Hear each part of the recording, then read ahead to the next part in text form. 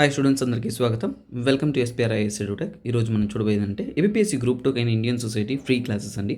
So live అనేది free ఉంటుంది. రోజు 9 o'clock మీ క్లాస్ అనేది అప్లోడ్ అవుతుంది. Yesterday because of some work schedule నేను చాలా లేట్ అయిపోయింది నైట్, అందువల్ల క్లాస్ తీయలేకపోయాను. బట్ నిన్న క్లాస్ తీయలేదు కాబట్టి ఈరోజు 2 క్లాసెస్ అనేది అప్లోడ్ చేయడానికి నేను ట్రై చేస్తాను. సో దట్స్ ఇట్ అండి. సో మీరు రోజు 9 o'clock వెయిట్ చేశారంటే కరెక్ట్గా 9 o'clock అనేది వీడియో అనేది అప్లోడ్ అవుతుంది.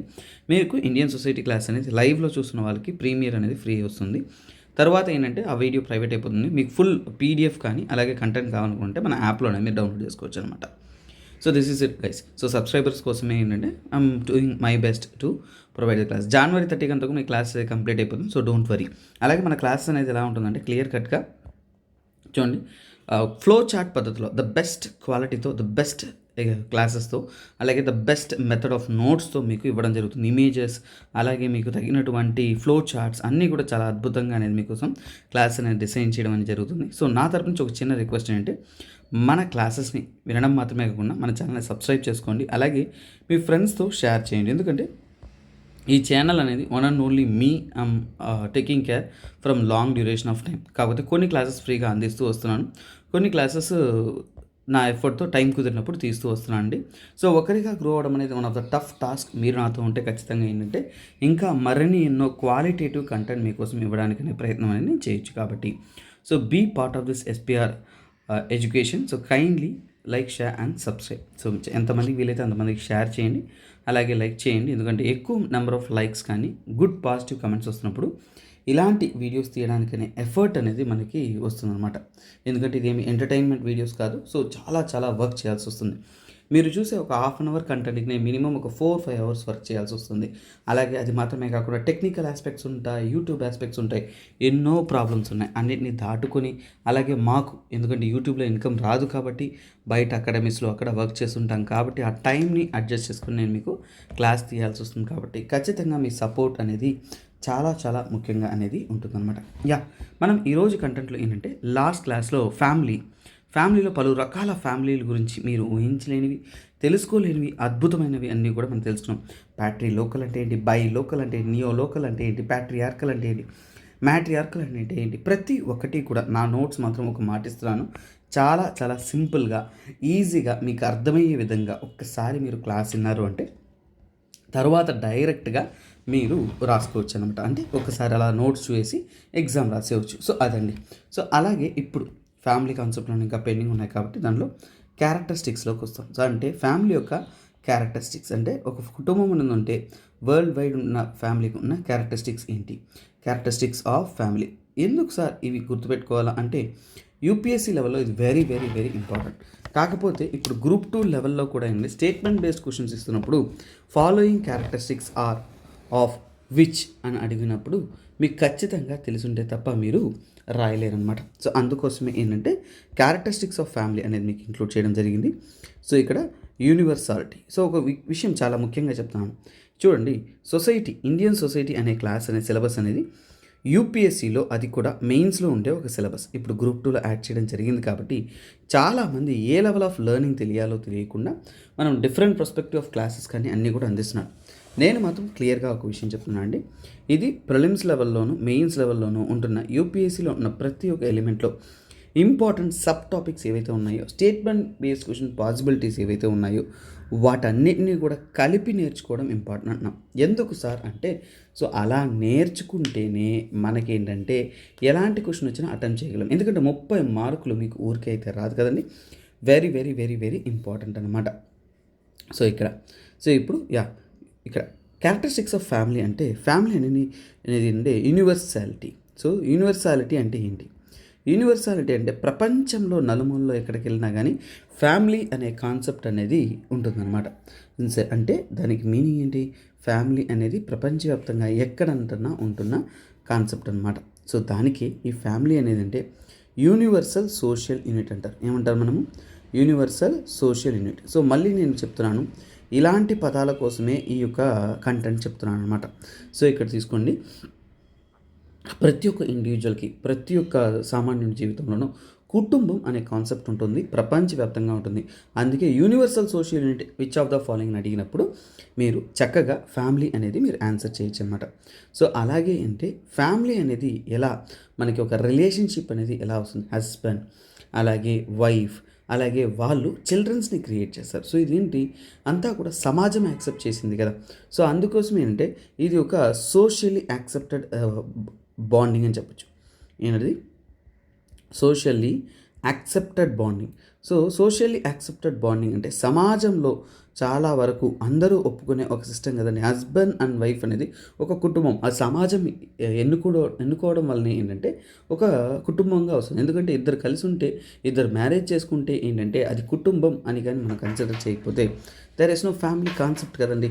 కానీ సమాజం దీన్ని యాక్సెప్ట్ చేస్తుంది కాబట్టి ఇది సోషల్లీ యాక్సెప్టెడ్ బాండింగ్ అన్నమాట, సమాజంలో ఒప్పుకోబడిన ఒక బాండింగ్. అలాగే ఏంటంటే కుటుంబం అనేది దాని యొక్క క్యారెక్టరిస్టిక్స్లో తీసుకున్నామంటే చాలా వరకు ముఖ్యమైన విషయం ఏంటంటే ఎమోషనల్ సపోర్ట్. కుటుంబం అనే ఒక విషయంలో ఎమోషనల్ సపోర్ట్ అనేది చాలా చాలా ఎక్కువగా ఉంటుంది.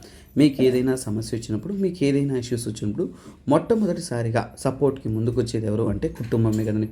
సో అందుకోసం ఏంటంటే ఒక ఎమోషనల్ బాండింగ్ అనేది ఉంటుంది, ఎమోషనల్ సపోర్ట్ అనేది ఉంటుంది. అలాగే లవ్, తర్వాత కేర్, అలాగే ప్రొటెక్షన్, ఇలాంటి అంశాలంతా కూడా ఎక్కడి నుంచి ఉంటుందంటే మనకి ఖచ్చితంగా కుటుంబం నుంచే ప్రతి ఒక్కరికి కూడా లభిస్తుంది అనమాట.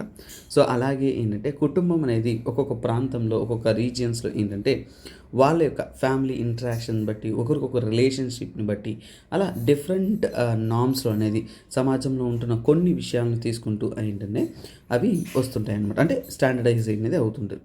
అలాగే ఏంటంటే కుటుంబం సర్వైవ్ అవ్వడానికి ఏం చేస్తుంది అంటే వాళ్ళంతా కూడా ఒకే చోట నివసిస్తారు. దాన్ని ఏమనంటే కామన్ హ్యాబిటేషన్ అంటాం. అంటే ఏంటి కుటుంబం అంటే ఏంటి, ఎక్కడ ఉంటారు, కామన్ హ్యాబిటేషన్. అంతేకాండి కుటుంబం అనేది ఫ్యామిలీ అనేది ఎక్కడ ఉంటారు, ఒక్కొక్కరు ఒక్కొక్క ప్రాంతంలో అయితే ఉంటారు కదండి. సో అందరూ కలిసి ఒక ప్రాంతంలోనే ఒకే ఇంట్లోనే ఉంటారు. సో దాన్ని ఏమంటే కామన్ హ్యాబిటేషన్ అంటారు.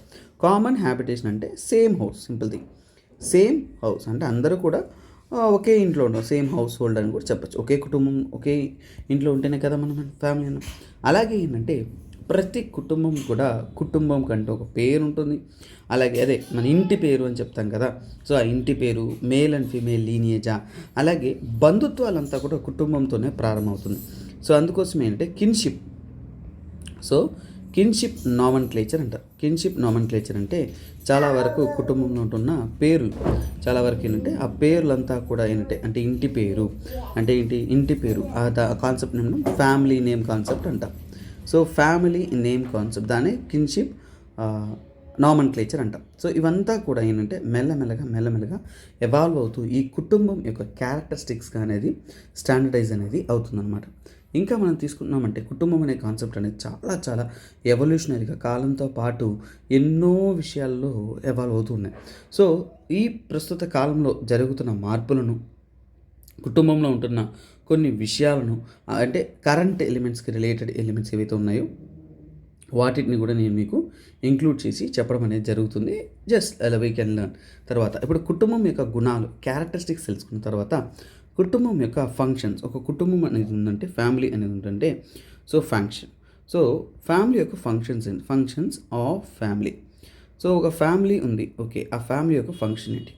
సో అందరికీ తెలిసిన సింపుల్ థింగ్ ఏంటంటే ఫస్ట్ అంటే ఒక హస్బెండ్ ఒక వైఫ్ ఇద్దరు కలిశారంటే ఏం చేస్తారంటే ఇంకో పిల్లల్ని పుట్టిస్తారు. అంటే ఫంక్షన్ ఫస్ట్ ఫ్యామిలీ యొక్క ఫంక్షన్ ఏంటి, రిప్రొడక్షన్, దాన్ని ప్రోక్రియేషన్ అని కూడా అంటారు. సో ఈ పాయింట్ మీకు ఇంపార్టెంట్ అండి, ఎందుకంటే కొన్ని స్టేట్మెంట్లు ఇస్తారు, which of the following functions of a family. ఆ స్టేట్మెంట్స్ ఇచ్చినప్పుడు అప్పుడు మీకు చక్కగా తెలుసున్నారనమాట. సో ఫ్యామిలీ యొక్క ఫంక్షన్ ఏంటి first, so it's reproduction. So reproduction అంతే కదండి. సో ఒక మేల్ అండ్ ఫీమేల్ ఒకటిగా కుటుంబం చేస్తున్నారంటే ఏంటని పిల్లలు కంటారు, వాళ్ళని పెంచి పోషించి బాగుపరుస్తారు కాబట్టి.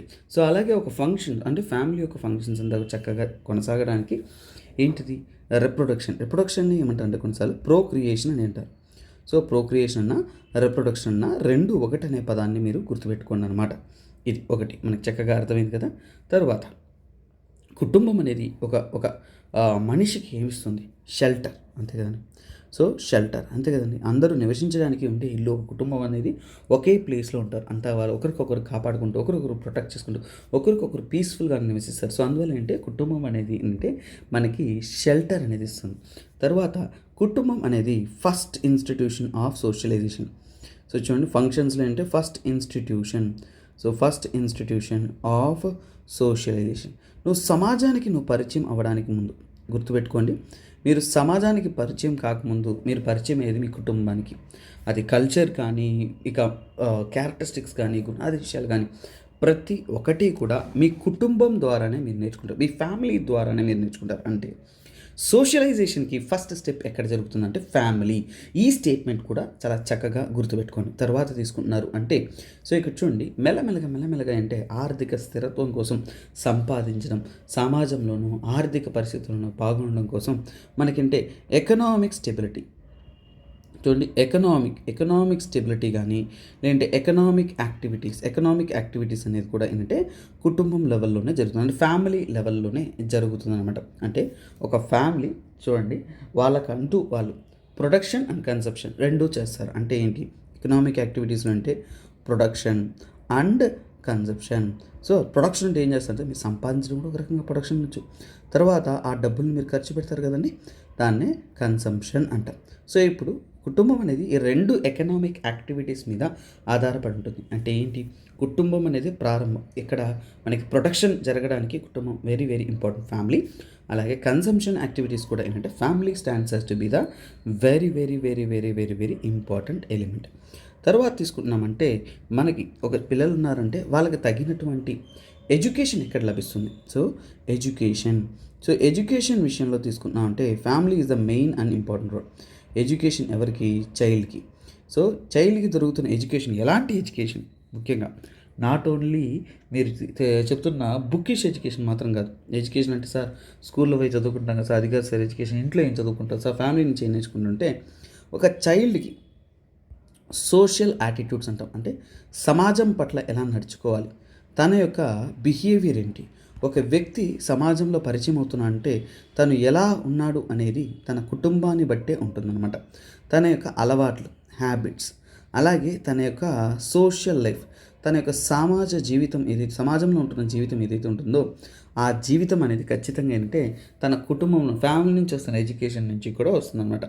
అలాగే ఒక రిలీజియన్ అనేది కూడా ఫ్యామిలీ ఎప్పుడు కూడా మోస్ట్లీ అంటే ఒకే రిలీజియన్స్గా ఉన్నారు అది అవసరం లేదు. బట్ థింగ్ ఈజ్ దట్ ఏంటంటే ఒక వ్యక్తికి స్పిరిచువల్ నీడ్స్ అన్నీ కూడా ఎక్కడి నుంచి ఫుల్ఫిల్ అవుతుందంటే ఖచ్చితంగా ఫ్యామిలీ నుంచే ఫుల్ఫిల్ అవుతుంది. సో మొత్తానికి ఏంటి అంటే మనము ఒక ఫ్యామిలీ యొక్క ఫంక్షన్స్ ఏంటి అనేది ఒక ఓవర్ వ్యూగా క్లియర్గా అనేది మనం తెలుసుకోవడం అనేది జరిగిందనమాట.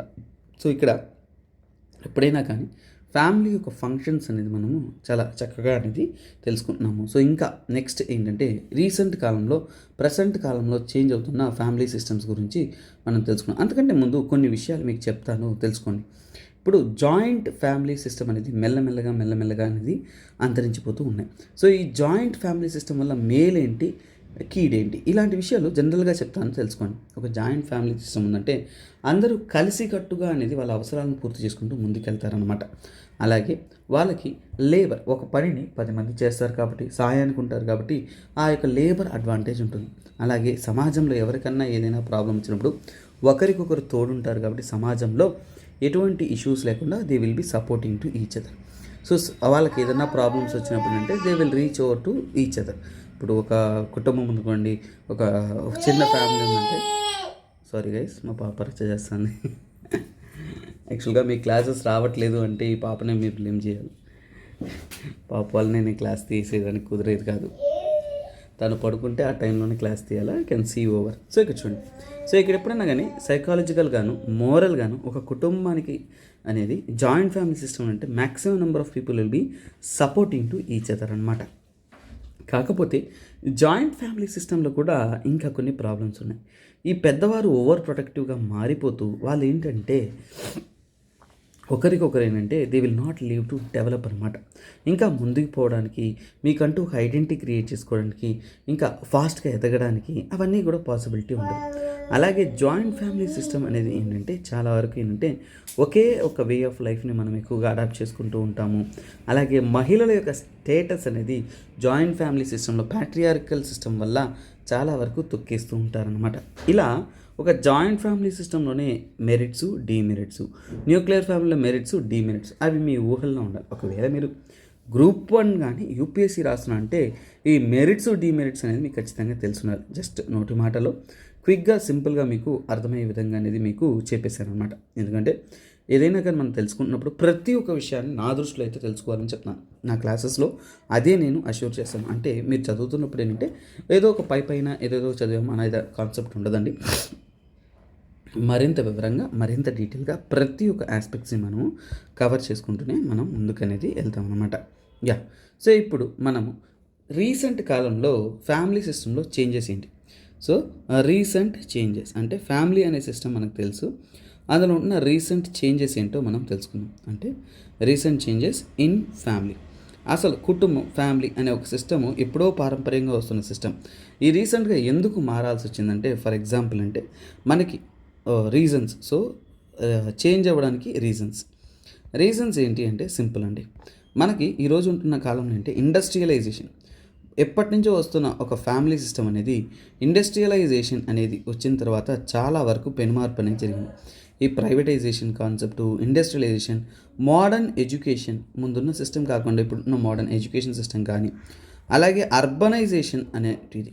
సో ఈ అర్బనైజేషన్ ఇవన్నీ కూడా జరగడం వల్ల ఎక్సెట్రా ఇలాంటి ఫ్యాక్టర్స్ వల్ల ఏమైపోయిందంటే ఫ్యామిలీ సిస్టమ్ అనేది చాలా వరకు మారిపోతూ వచ్చిందనమాట. సో అలాగే ఇప్పుడు మనము చూసుకున్నాము అంటే ఈ ఫ్యామిలీ సిస్టంలో ఏంటి అనేది మనం తెలుసుకున్నాం. ఫస్ట్ ఆఫ్ ఆల్ సో ఇక్కడ చూడండి, చాలా వరకు మనకి సంపాదన అన్నీ వస్తున్నా కానీ ఈరోజు ఉంటున్న ప్రజెంట్ వరల్డ్లో ఏంటంటే మనకి ప్రొడక్షన్ యూనిట్ గురించి మాట్లాడమే కానీ ఈ ప్రపంచంలో అతిపెద్ద మార్కెట్ ఏంది? ఒక ఫ్యామిలీయే కదండి. సో ఇప్పుడు ఫ్యామిలీ అనేది ఏంటంటే ఒక కన్సంప్షనల్ యూనిట్గా మారిపోయింది.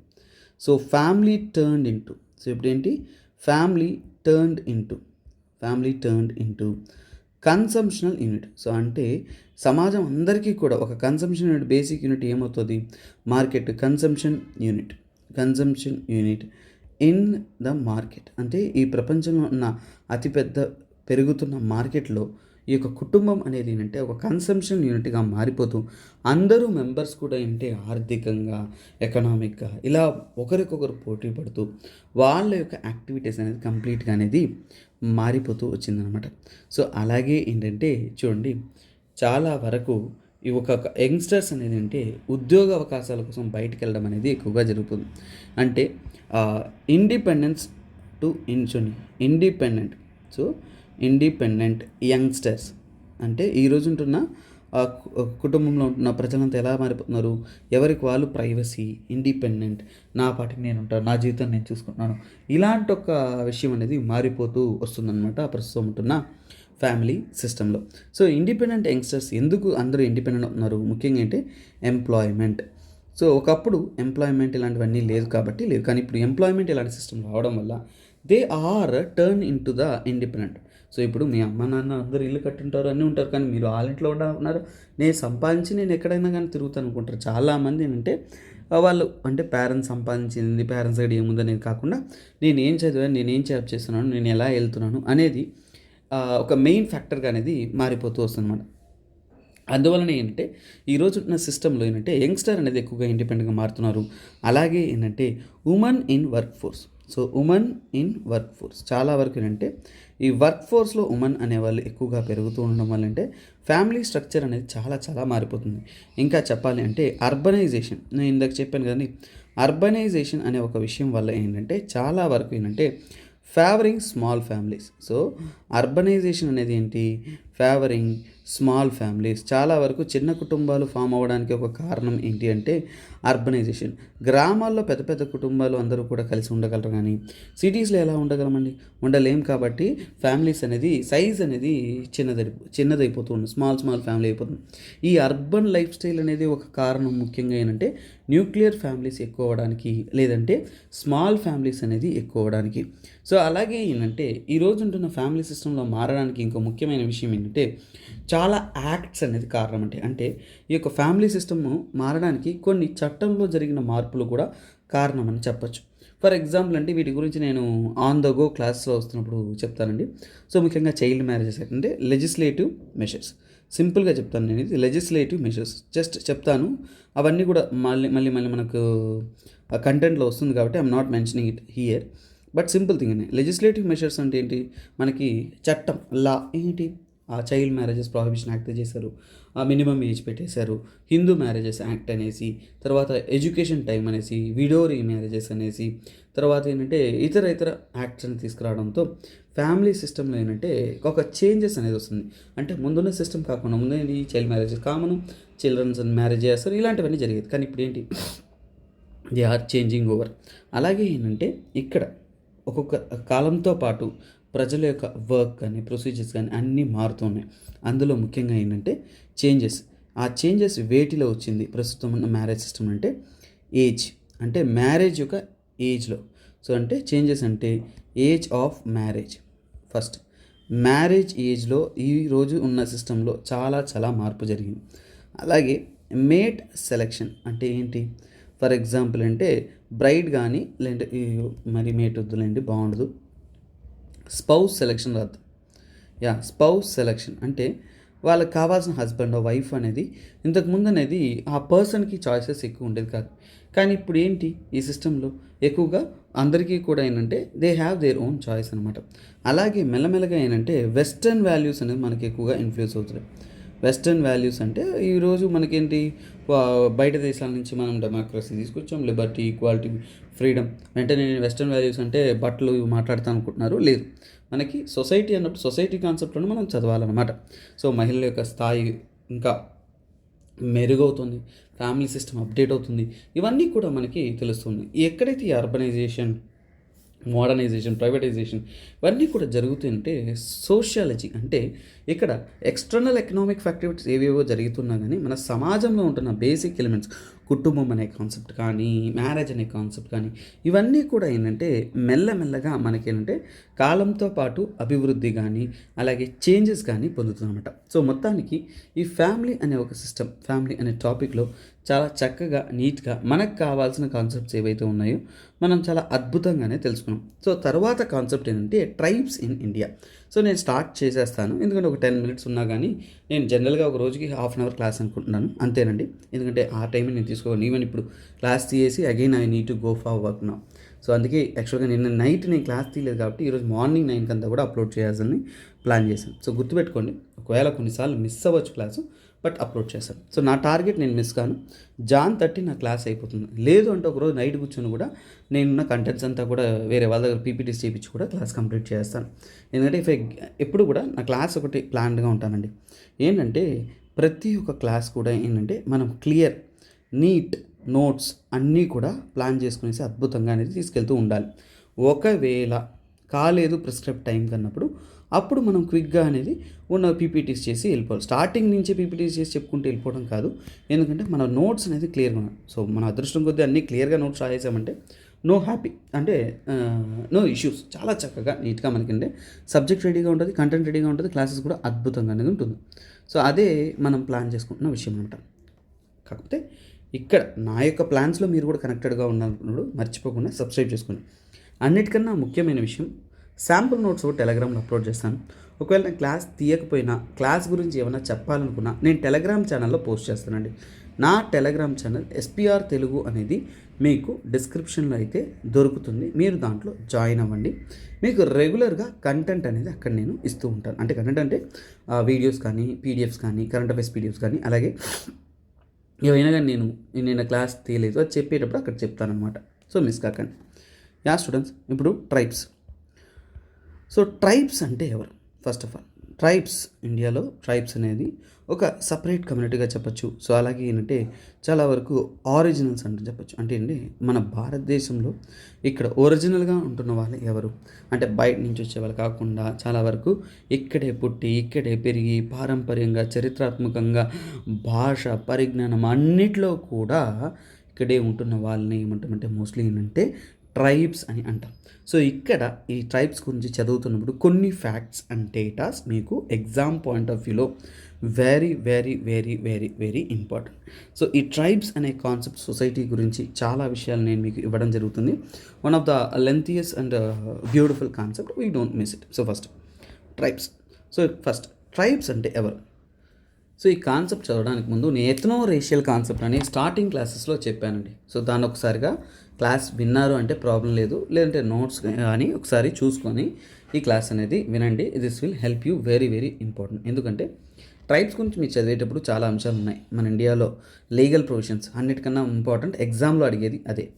ఆర్టికల్ 15 ఏమిస్తుంది, 342 ఏమిస్తుంది, ఇది పాలిటీ సిలబస్లో లేదనుకున్నారు. ఇండియన్ సొసైటీలో ఉండే పొలిటికల్ ఎలిమెంట్స్ అంతా కూడా ఎగ్జామ్లో అడుగుతారనమాట. సో తప్పకుండా వాటిని మీరు చక్కగా చదువుకోవాలన్నమాట. సో ఫస్ట్ ట్రైబ్స్ గురించి మనం తెలుసుకుందాము. సో ఫస్ట్ ట్రైబ్స్ అంటే ఏంటి? సో ట్రైబ్స్ అంటే చాలా వరకు మనకి ఏంటంటే చూడండి, గుర్తుపెట్టుకోండి, హోమ్ గ్రోన్ పీపుల్ అంటే ఎ గ్రూప్ ఆఫ్. సో గుర్తుపెట్టుకోండి, a group of home grown people. Home grown people అంటే సార్ పదం కొత్తగా ఉందంతా అడగకండి. హోమ్ గ్రోన్ పీపుల్ అంటే ఆ ప్రాంతానికి ఎప్పటి నుంచో వాళ్ళు చరిత్రాత్మకంగా హిస్టారికల్గా అక్కడే ఉంటున్న వాళ్ళు అనమాట. వాళ్ళకంటూ ప్రత్యేకమైన గుర్తింపులు అన్నీ కూడా ఉంటుంది. అంటే ఫర్ ఎగ్జాంపుల్ అంటే వాళ్ళకి హిస్టరీలు ఇవన్నీ కూడా మనకు అంతగా గ్రేట్గా తెలియదు, కానీ వాళ్ళంతా కూడా అక్కడే ఆ ప్రాంతంకి చెందినవాళ్ళు అనమాట. సో అంటే చాలా వరకు వాళ్ళంతా కూడా ఏంటంటే హోమ్ గ్రోన్ పీపుల్ విత్ ఎండోగమీ, అంటే బయట వాళ్ళతో వాళ్ళు ఎక్కువగా కనెక్ట్ గారు. ఎండోగమీ అంటే వాళ్ళలో వాళ్ళు ఏంటంటే ఒకరికొకరు మ్యారేజెస్ కానీ ఇవన్నీ చేసుకుంటూ వాళ్ళకంటూ అంటే ఇంకా చెప్పాలంటే వాళ్ళకంటూ ట్రైబ్స్ అంటేనే డిస్టింక్ట్, అంటే వాళ్ళకుంటున్న కల్చర్స్ అనేది మిగతా వాళ్ళతో కలిసిపోయేలా ఉండదు. వాళ్ళకంటూ ప్రత్యేకమైన కస్టమ్స్ ఉంటాయి. మన కస్టమ్స్, ట్రైబల్ కస్టమ్స్ డిఫరెంట్గా ఉంటాయి. అలాగే వాళ్ళకంటూ రిచువల్స్ డిఫరెంట్స్గా ఉంటాయి. అలాగే నమ్మకాలు, వాళ్ళు కొలిచే దేవుళ్ళు కానీ వాళ్ళు కొలిచే విషయాలు కానీ అన్నీ కూడా డిఫరెంట్గా ఉంటుంది. అలాగే వాళ్ళ యొక్క సోషల్ ఆర్గనైజేషన్స్ కానీ, అలాగే తీసుకుంటే పొలిటికల్ ఆర్గనైజేషన్స్ కానీ ఇవన్నీ కూడా ఏంటంటే వాళ్ళకంటూ ఒక ప్రత్యేకమైన స్టైల్ అనేది వాళ్ళు మెయింటైన్ అనేది చేస్తుంటారు. సో వాళ్ళకంటూ ఏంటంటే they will be in their own standard అనమాట. సో అలాగే తీసుకుంటున్నారు అంటే ఇక్కడ చూడండి, చాలా వరకు ట్రైబల్స్ని మనం ఏమంటామంటే ఆదివాసీస్ అంటాం. సో మనము ఆదివాసీ ప్రజలు అంటాం. సో ఆదివాసీస్ అని అంటాం ఇండియాలో. ఇదే కామన్గా మనం వాడుతున్న ఒక పదం కానీ పేరు కానీ అని చెప్పచ్చు. అలాగే మన ఇండియాలో 2011 సెన్సస్ 2011 సెన్సస్ ప్రకారం మన ఇండియాలో 705 షెడ్యూల్డ్ ట్రైబ్స్ ఉన్నారు. ఇప్పుడు మనకు వచ్చే గుర్తు ఏంటంటే, సార్ ట్రైబ్స్ అన్నారు ఓకే సార్, మధ్యలో షెడ్యూల్డ్ ట్రైబ్స్ అంటే ఏంటి? ఇదే మీ బ్రెయిన్లో రావాల్సిన ప్రశ్న. మీకు వచ్చినా రాకపోయినా నేనైతే మీకు క్రియేట్ అనేది చేస్తానన్నమాట. ఎందుకంటే ఇదే మనకి కాన్స్టిట్యూషనాలిటీ అంటాం. కాన్స్టిట్యూషనాలిటీ అంటే మన కాన్స్టిట్యూషన్లో ప్రత్యేకంగా ఇవ్వబడుతుందన్నమాట. అంటే షెడ్యూల్ ట్రైబ్ అంటే ఏంటి, డెఫినేషన్ ఎక్కడిచ్చారు, అలాగే షెడ్యూల్ ట్రైబ్స్ని ఏ ఆర్టికల్లో ఇంక్లూడ్ చేశారు అది. సో నేను కింద ఇస్తాను, డోంట్ వరీ. సో అలా షెడ్యూల్ ట్రైబ్స్లో వచ్చేసి 2011 సెన్సస్ ప్రకారం 705 ట్రైబ్స్ని మనం షెడ్యూల్ ట్రైబ్స్లో అనేది పరిగణ తీసుకుంటున్నాం. సో అలాగే ఈ షెడ్యూల్ ట్రైబ్స్ గురించి నేర్చుకున్న తర్వాత 2011 సెన్సస్ ప్రకారం మన ఇండియాలో ఉన్న ట్రైబల్ పాపులేషన్ తీసుకున్నామంటే 8.6%. సో చూడండి, 8.6% అనేది ట్రైబల్ పాపులేషన్ అనమాట. So 8.6% very very very very very very important. ఈ పాయింట్స్ మీరు గుర్తుపెట్టుకోవాలి. సో ఇలాంటివి మనము చాలా ఈజీగా అనేది టర్న్ అవుట్ చేస్తాం. నేను అందుకే చెప్తున్నాను, ప్రతి ఒక్క అంశాలను మనము తీసుకురావాలి. సో మీకు ఇప్పుడు చెప్తున్న క్లాసెస్కి కూడా ఏంటంటే all the articles I will be referring from many other position అనమాట. ఇప్పుడు షెడ్యూల్ అని చెప్పానా, సో ఆ షెడ్యూల్ ట్రైబ్స్ అంటే ఏంటో మీకు వివరిస్తాను చూడండి. సో చూడండి, మన కాన్స్టిట్యూషన్లో షెడ్యూల్ ట్రైబ్స్ దీనికి డెఫినేషన్ గుర్తుపెట్టుకోండి. డెఫినేషన్ ఎక్కడ ఇచ్చారంటే ఆర్టికల్. So article 366. ఇలాంటి అంశాలే మీరు రెగ్యులర్గా చదివే నోట్స్లో ఉంటుంది, ఎస్పీఆర్ సార్ క్లాస్లో ఉంటుందన్నమాట. డెఫినేషన్ అంటే ఎవరిని మనం షెడ్యూల్ ట్రైబ్స్ అంటాము అంటే వేటిని షెడ్యూల్ ట్రైబ్స్ అని ఫస్ట్ మన కాన్స్టిట్యూషన్ ఆర్టికల్ 366లో ఇచ్చారు. మరి చూడండి, ఈ షెడ్యూల్ ట్రైబ్స్ ఎవరెవరు అనేది గివెన్ ఏ ఆర్టికల్లో అంటే ఆర్టికల్ 342. సో ఇక్కడ మీకు అర్థమైందండి. సో ఇక్కడ మన క్లాస్ జరుగుతుంటే మధ్యలో మా పాప వచ్చేసి రచ్చరంబోలా చేస్తూనే ఉంటుంది. అసలు పగులైతే నన్ను క్లాసే తీయనిదండి, చాలా కష్టం, ఏం చేయలేం. యాక్చువల్గా నేను క్లాసెస్ బ్రేక్ తీసుకోవడానికి ఇదే కారణం అండి. లేదంటే నేను ఢిల్లీలో ఉండాల్సింది. యాక్చువల్గా వర్క్ అయితే ఉంది నాకు, ఢిల్లీ మరియు గుజరాత్లో క్లాసెస్ ఉన్నాయి, నేను వెళ్ళాల్సింది. అన్ని షెడ్యూల్ క్యాన్సిల్ చేసుకున్నంటే మా పాప కోసమే. సో అందుకోసమే తెలుగులో కూడా క్లాసెస్ అనేది ఇప్పుడు కంటిన్యూ చేస్తున్నాను. ఎందుకంటే దొరికిన టైంలో ఇక్కడ మన సబ్స్క్రైబర్స్ కోసం మనం క్లాసెస్ అనేది తీస్తూ వస్తున్నాం. చూడండి ఇక్కడ మనం క్లాస్లోకి వద్దాం. చూడండి, షెడ్యూల్ ట్రైబ్స్ వచ్చేసి డెఫినేషన్ వచ్చేసి ఆర్టికల్ 360లో ఇచ్చినా కానీ ఆర్టికల్ 342లోనే ఎవరెవరిని మనం ట్రైబల్గా పరిగణన తీసుకుంటాము అని ఇస్తారు. సో అందువల్లనే మీరు కాంపిటేటివ్ ఎగ్జామ్ ప్రిపేర్ అవుతున్నారు కదా, ఈ ఆర్టికల్ షెడ్యూల్ ట్రైబ్ విషయంలో మీరు మర్చిపోకూడదు. కొన్ని విషయాలు నేను ఖచ్చితంగా మర్చిపోకూడదండి, చాలా ఇంపార్టెంట్ అని చెప్తాను. ఎందుకంటే కాన్స్టిట్యూషన్లో పక్కాగా వీళ్ళనంతా కూడా మనం ట్రైబల్స్ అంటాము. ప్రెసిడెంట్ ఒక నోటిఫికేషన్ ద్వారా షెడ్యూల్ ట్రైబ్స్గా అనౌన్స్ చేయొచ్చు. ఈ షెడ్యూల్ ట్రైబ్స్ని హూ క్యాన్ అనౌన్స్, గుర్తుపెట్టుకోండి. చూడండి, ఒక ట్రైబ్స్ని షెడ్యూల్ ట్రైబ్స్ అనేది కాన్స్టిట్యూషనల్గా చెప్తారా లేదా అంటే ఇది కాన్స్టిట్యూషన్లో ఇవ్వబడింది కాబట్టి కాన్స్టిట్యూషనల్లీ. మరి కాన్స్టిట్యూషనల్గా చెప్తున్నప్పుడు అది ఎవరు అంటే ఒక ట్రైబల్ కమ్యూనిటీని షెడ్యూల్ ట్రైబ్స్గా ఎవరు అనౌన్స్ చేస్తారు? Who? That is president. Very very important అండి. ఎందుకంటే మీరు నేను స్టేటో నిర్ణయాలు కాదు, ఒక ట్రైబల్ కమ్యూనిటీని ఒక పబ్లిక్ నోటిఫికేషన్ ఇచ్చి వాళ్ళని కాన్స్టిట్యూషనల్గా షెడ్యూల్ ట్రైబ్స్గా నిర్ణయాలు తీసుకునేది ఎవరంటే ప్రెసిడెంట్. నేను చెప్పాను కదండి, ఈ ట్రైబ్స్ గురించి ఉన్న legal provisions, general provisions, సొసైటికల్ concepts, political concepts అన్నీ కూడా నేను మీకు చాలా చక్కగా క్లియర్గా అనేది ఇవ్వడం జరుగుతుంది. There is no worry for you. So అందుకే చెప్తున్నాను, these classes will be more and more insufficient. So ఇప్పుడు మనకి ట్రైబ్స్ అనేది కూడా మనకు తెలిసింది. అలాగే ఇది కాకుండా మనకి ఈ షెడ్యూల్ ట్రైబ్స్ గురించి మన ఇండియన్ కాన్స్టిట్యూషన్కి ఎక్కడ ఇవ్వబడిందంటే డెఫినేషన్ చెప్పాను, ఎక్కడ ఇచ్చారని చెప్పాను. ఇంకొకటి ఏంటంటే షెడ్యూల్ 5, గుర్తుపెట్టుకోండి. షెడ్యూల్ 5లో మనకి షెడ్యూల్ ట్రైబ్స్ అనేది క్లియర్గా ఇవ్వడం జరిగింది. అలాగే మనకి ట్రైబ్స్ అందరినీ మనం గుర్తుపెట్టుకోగలమా అంటే కొద్దిగా కష్టమైన విషయమే. సో అందుకోసమే ఏం చేస్తున్నామంటే మనము ఈ ట్రైబ్లో కొన్ని ముఖ్యమైన విషయాలు ఏవైతే ఉన్నాయో వాటిని మనము గుర్తుపెట్టుకుందాం. అంటే ఈ ట్రైబల్ సిస్టమ్స్ ఏవైతే ఉన్నాయో వాళ్ళ యొక్క ఏ ప్రాంతంలో ఏ ట్రైబ్స్. సో ఇక్కడ ఇండియన్ ట్రైబ్స్ అని చెప్తాను. Indian tribes. సో అంటే ఇండియాలో ఉన్న ట్రైబ్స్ ఏదైతే ఉందో, సో దీంతో ఈ క్లాస్ అయితే ఎండ్ చేద్దాము. సో యాక్చువల్గా నాకు వర్క్ పడింది, నేను నీట్ గో. సో ఇది త్వరగా కంప్లీట్ చేసి వెళ్ళిపోతాను. So question, Himalayan tribes. So first ఏంటంటే హిమాలయన్ ట్రైబ్స్లో ఎవరు, హిమాలయన్ రీజియన్స్లో ఉంటున్న ముఖ్యమైన ట్రైబ్స్ ఎవరో మనం తెలుసుకుందామండి. సో దీనికోసం ఏంటంటే యాక్చువల్గా ఒక మ్యాప్ ఉంది, ఐ విల్ ఇంక్లూడ్ దట్. ఇప్పుడు మీకు చెప్తాను, I will include that. So మీకు ఇంకా చాలా చక్కగా అనేది అర్థమవుతుంది.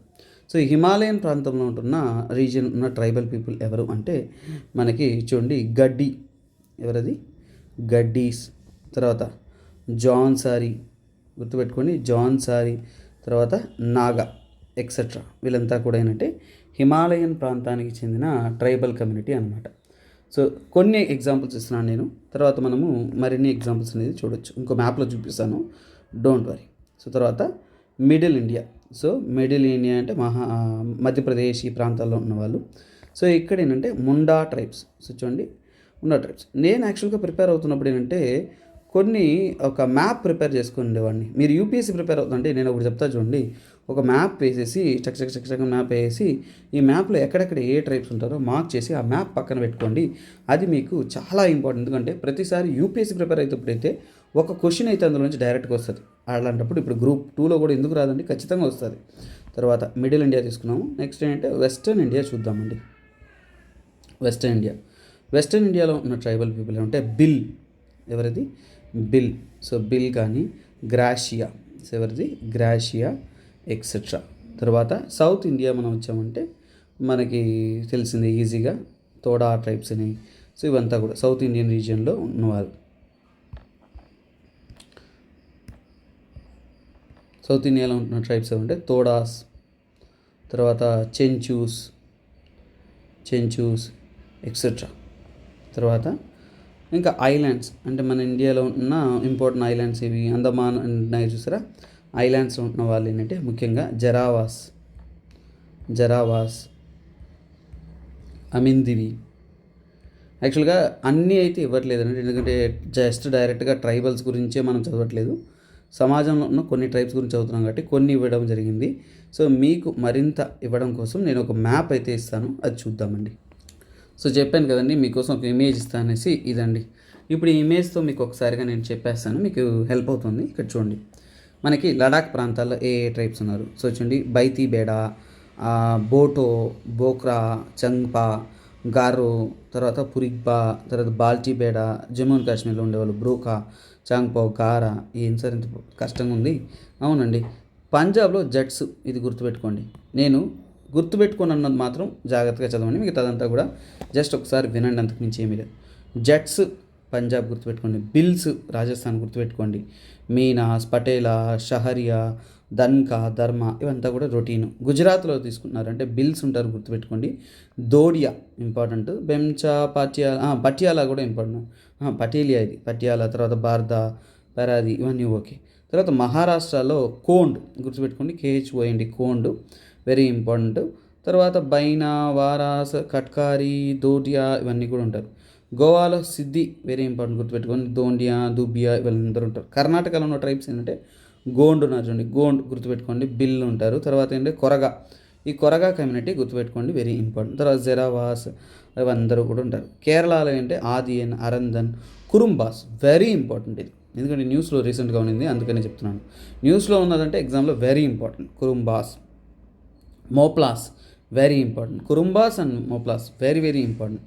తర్వాత తమిళనాడులోకి వచ్చానంటే Irular very important, Todas very important. తర్వాత అంతా ఆదియన్, అరనందన్, కనిగర్, కాడర్, కోటాస్ ఇవన్నీ కూడా నార్మల్. తర్వాత తెలంగాణలోకి వచ్చారంటే ఇక్కడ చూడండి, తెలుగు రాష్ట్రాల్లో అన్నీ గుర్తుపెట్టుకోండి, దట్స్ వెరీ ఇంపార్టెంట్, ఎందుకంటే మీరు తెలుగు రాష్ట్రాల్లోనే ఎగ్జామ్ రాసిన కాబట్టి it has a more potential అనమాట. సో నెక్స్ట్ ఇక్కడ చూడండి, సాధు, తర్వాత బగాటా, బిల్, చెంచూస్, గడబాస్, గోండ్, ఇంకా కట్టుకర్, కొలవార్స్, కమ్మర, కోలన్, కొండ, మన్నదోద్రా. సో ఏదో ఒకటి. సో ఇక్కడ ఏదైతే మళ్ళీ సపరేట్గా వచ్చేసి ఏపీ పాయింట్ ఆఫ్ వ్యూ కాబట్టి మీకు ఏపీ ఎకనామిక్ సర్వేలో ట్రైబల్స్ గురించి ఇచ్చిన అంటే అక్కడ మీకు ఎక్కువగా ఇంపార్టెన్స్ ఉంటుంది, దాన్ని చూడండి. తర్వాత ఇక్కడ ఏంటంటే ఛత్తీస్గఢ్లో ఏంటంటే బీహార్, బాత్రా ఇవేవి పెద్ద ఇంపార్టెంట్ కాదు. ఒడిశాలో ఇంపార్టెంట్ ఉంటారు సంతాల్స్ గుర్తుపెట్టుకోండి, సంతాల్స్ ఎక్కడ ఉన్నారు, ఒడిశా ప్రాంతంలో వెరీ వెరీ ఇంపార్టెంట్. తర్వాత గడబాస్ ఇవన్నీ కూడా రొటీన్. నెక్స్ట్ మధ్యప్రదేశ్లో తీసుకున్నాం అంటే Bhils very very important, Baigas very very important, Gonds very very important, ఎందుకంటే హైయెస్ట్ నెంబర్ ఆఫ్ ట్రైబల్స్ మధ్యప్రదేశ్లో ఉంటారు కాబట్టి అక్కడ ఉన్నవన్నీ కూడా చాలా ఇంపార్టెంట్గా ఉంటాయి. తర్వాత వెస్ట్ బెంగాల్ విషయానికి వచ్చాయంటే పహారియాస్ గుర్తుపెట్టుకోండి, పహారియాస్ అంటారు, సంతాల్స్ అంటారు, పహారియాస్ వెరీ వెరీ ఇంపార్టెంట్. జార్ఖండ్లో ఏంటంటే గోండ్స్ కానీ కరియాస్, ముండాస్, సంతాల్స్ ఇవన్నీ కూడా ఉంటారు. భూమిజ్ సంతాల్స్ గుర్తుపెట్టుకుని, చోటనాగు ప్లాటీలో వెరీ వెరీ ఇంపార్టెంట్ పీపుల్ సంతాల్స్. బీహార్లో కూడా సంతాల్స్ ఉంటారు, దట్ ఈస్ వాట్. బీహార్లో ఒకరు రీసెంట్గా న్యూస్లో ఉన్నారు, అది ఇక్కడ బిర్జియా, ఓకే, మిగతాది ఏమీ లేదు, ఓకే. నెక్స్ట్ యూపీలో తీసుకున్నారు అంటే ఇక్కడ coal, Bhotia very important, Bhotia tribal very very important. తర్వాత తారు ఇవన్నీ కూడా. తర్వాత తీసుకున్నా అంటే ఉత్తరాఖండ్ ప్రాంతాల్లో ఏంటంటే you can see over different types of tribes. Bhotias very important, ముందు చెప్పేశాను. కాజ్, జన్సారీ గుర్తుపెట్టుకోండి, అంతే. హిమాచల్లో గడ్డీస్ వెరీ ఇంపార్టెంట్. గుజ్జర్స్ అన్నిటికన్నా ఇంపార్టెంట్ ఇది. సో ఇవి ఇక్కడ ఉన్న ట్రైబల్స్ ఇవన్నీ కూడా ప్రతి ఒక్కటి కూడా మనం చాలా చక్కగా నీట్గా ఇండియాలో ఉన్న ట్రైబల్స్ అంతా చూడండి. This is how you learn అండి. సో ఇంకా ఇప్పుడు టెక్నికల్ కాన్సెప్ట్స్ కానీ సొసైటీ పర్స్పెక్టివ్ కాన్సెప్ట్స్ కానీ ట్రైబల్ క్లాస్ అనేది నెక్స్ట్ వీడియోలో నేను మీకు అప్లోడ్ అనేది చేశాను. ఫర్ ఎగ్జాంపుల్ అంటే రేసెస్ గురించి నేను వివరంగా చెప్పేశాను కాబట్టి we need not dig in to again ఆ రేసెస్ అండి, ఎందుకంటే ఎథ్నో రేషియల్ అనే ఒక కాన్సెప్ట్ చెప్పేటప్పుడు ఇంతకు ముందే ఏంటంటే నేను రేసెస్ గురించి ఇచ్చేసాను. కాకపోతే ట్రైబ్స్ గురించి టెక్నికల్ పర్స్పెక్టివ్ మీకు చాలా ఎక్కువ ఉన్నాయి, అవన్నీ కూడా నేను మీకు చక్కగా అనేది ఇవ్వడం అనేది జరుగుతుంది. We can take it over that. Yeah okay guys, after tribes వచ్చేసి మనము క్యాస్ట్ సిస్టమ్ గురించి చూస్తాము. Yeah we can see over that. Thank you guys, thanks for supporting. This is me SPR signing off. Have a nice day, bye, take care.